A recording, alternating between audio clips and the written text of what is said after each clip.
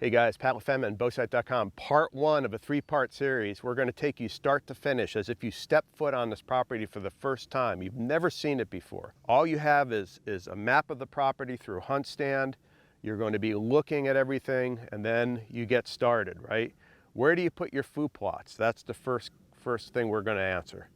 Where do you have your egress and ingress points, right? How do you get to your tree stand? How do you get to your tree stand quietly? How do you get to your tree stand without spooking deer? I mean, all of these things are going to be covered in part one, okay? So it's basically the design. Think of it as a blueprint. So you've got a piece of property, just like you're building a house. It starts with a piece of paper. You draw out what you have, and then you start piecing together, okay, if I put a soybean plot here, what happens down there? Like, how does that change deer movement? So that's part one.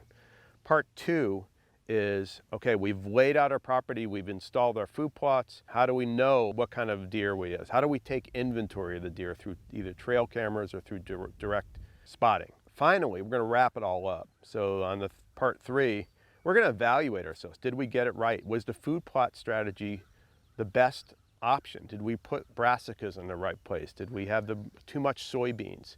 We're gonna answer all those questions in part three. So stay tuned, hope you enjoy it, and look forward to bringing you through this entire process.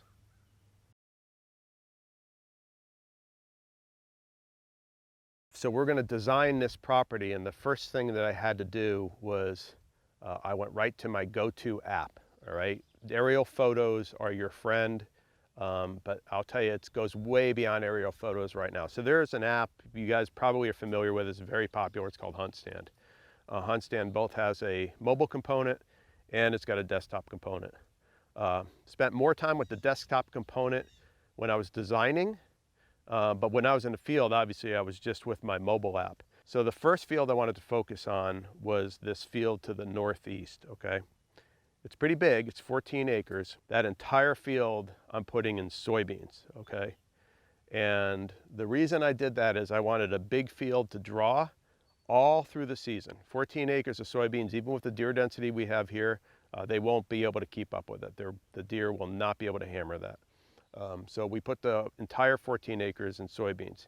Now, right along this perimeter here, what you'll see is I'm stripping screening, okay? So I'm basically the entire perimeter will be screening. Now here I'm using sun hemp, and I planted the sun hemp 3 weeks ago, and it's coming up a little bit now. I hope it starts accelerating or else I'll be in trouble, but I wanted a screening. Now this screening is very important because you have to design a way to get in and out of that food plot. You can't just walk through the field. I mean, it's 14 acres, it's all wide open, and a deer across the other end of that food plot is going to see you walking to your tree stand, so you can't have that. So screening becomes very important. But inside of that screening, I've got some strategically placed openings, and you can see them here. Those strategically placed openings, are where I'm going to hopefully be able to funnel the deer, and I've got a handful of them, because I don't want them all over the place. I don't want too few. I want enough that the viewer will feel comfortable with multiple ingress and egress points, but I need to be able to get to my tree stands without spooking deer, using different wind options. That's the reason for this screening with the openings. If you look to the northeast of that big field, you see a smaller field. It's about a third of the size. This field is where I see most of the rubs and scrapes activity. This is a staging area. Now to my north, again, I can see this through my HuntStand app. To my north, what I'm seeing is a massive field. I mean, it's 100 acres of, right now it's in soybeans, which is good because that takes pressure off my soybeans. They're going to harvest their soybeans. I am not harvesting mine. So this little field, I had a decision. Do I plant more soybeans or do I plant something completely different? So what I decided to do was to basically take 2/3 of that field and plant that in soybeans again, okay?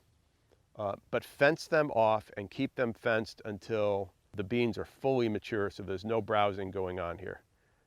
This fence here is not necessarily a keep them out fence. It's just a deterrent fence. I know deer are still going to get into it. They could jump this fence if they wanted to, but they've got the big field, they've got that big field, so they're like, why bother? And that is working.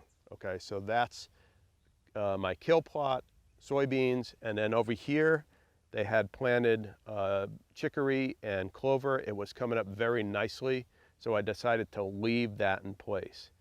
So we got kill plot here, we've got clover chicory field right here, and we're going to leave it just like that. All right, now let's look at the big field in the middle. Okay, it's 8 acres, it's pasture right now. The reason I don't want to put a really heavily drawing plot like soybeans in this middle piece is because my house, the house on the property is right there, and there's a road that comes straight down to the house. So I don't want to draw a ton of deer there, but every piece of this property will be utilized as food to draw deer. So what I've done right now is I've burned the entire field down with glyphosate. Probably the second week of August, I'm going to start planting. It's definitely going to be some form of clover. Across the road here, you'll see a little strip. That I'm going to put Durana clover in, aggressive clover. That has worked fantastic up in my New York property. So right around the core of the property, I really don't want that to be my big draw. My big draw is up here, up in the north. So now we've got this little field down here in the southeast, and that field there settled on a blend of brassicas and some fall draw type stuff. Hancock makes a great mix. Now, in part 2, which is coming up, that's going to be all about scouting. All right, so our food plots are in, everything's growing, so then we got to do a couple things. We want to start taking inventory. So I'd say by August 1st, you should start to move from the design phase into your critical scouting phase. You want to take inventory. What are your big bucks on your property? It's a great time to see them. Mineral licks, tons of Moultrie trail camera locations, some Moultrie mobile stuff going on, all of that stuff, and then eyes behind binoculars and spotting scopes. That I can't stress enough. So we're going to cover that in part 2. And in part 3, we're going to evaluate everything. Did we get it right? Did this work? What could we have done differently? So that'll be part 3. I hope you enjoyed it, and look forward to seeing you in part 2.